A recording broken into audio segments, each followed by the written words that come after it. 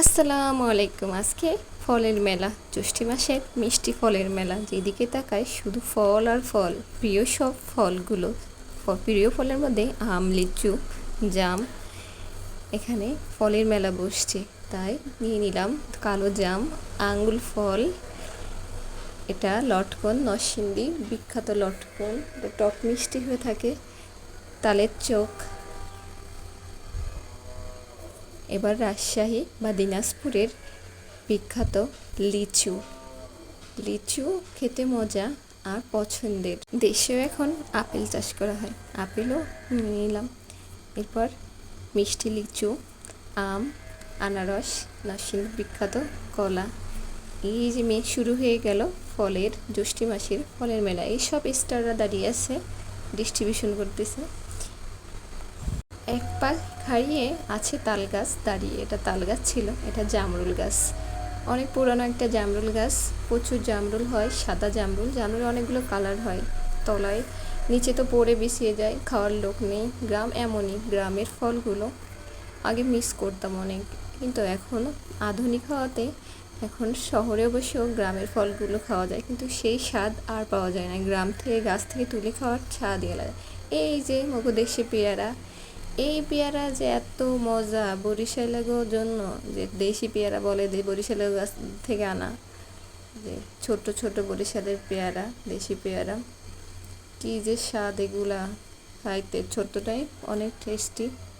একটা গাছে জম্মেরা হয়েছে পেয়ারা, বাড়ির উঠোনে লাগানো পেয়ারা গাছ, আম গাছ, জাম গাছ, জামরুল গাছ সব আছে। কোনো ব্যাপকটি ফল গাছ আছে, কোনো সমস্যা নেই। এই যে আম গাছ, আম লটকে আছে। এই যে কত আম, বড় আম হয়েছে। আম প্রায় শেষের পথে, পাইরে খাওয়াই গেছে। এই যে তাও আছে আম, কাঁঠাল, জাম সব গাছ আছে। এই যে আম, আম আর আম। যেদিকে তাকায় জ্যৈষ্ঠ মাসের আম, জ্যৈষ্ঠ মাসটাই খালি ফল আর ফল।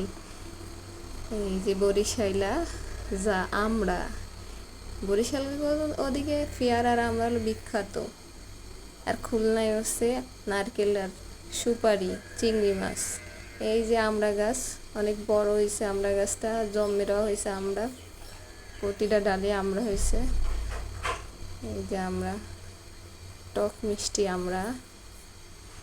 নরসিংদীর বিখ্যাত হলো কলা গাছ আর লটকন। রাজশাহীর হলো আম, দিনাজপুরের লিচু, যশোরে কাঁঠাল। সব জায়গায় একটা একটা বিখ্যাত আছে। এটা এটা দেখলে সব পেট ভরে যায়, খাওয়ার আর ইচ্ছা হয় না। এটা এত মজা, এত মজা, এত মজা। আমার বন্ধু চলে আসে, বন্ধুর সাথে মোলাকাত করে নিলাম। বন্ধু যে গরুর ছোট ছানা, এটা হচ্ছে একটা পরিচিত গাছ, আমরা হয়তো বা চিনি না। এটা একটা রান্নার কাজে ব্যবহার হয় সেই গাছ। মাটিতে যাই লাগাবা তাই সুন্দর। আল্লাহ হাফেজ।